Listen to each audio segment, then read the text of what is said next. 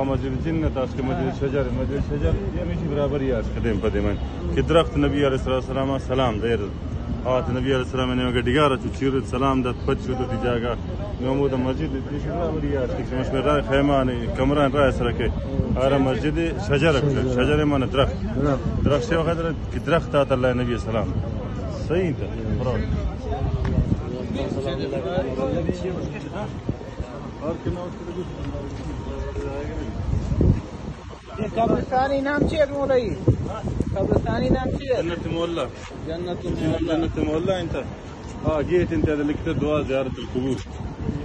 السلام عليكم يا اهل الديار من المسلمين والمؤمنين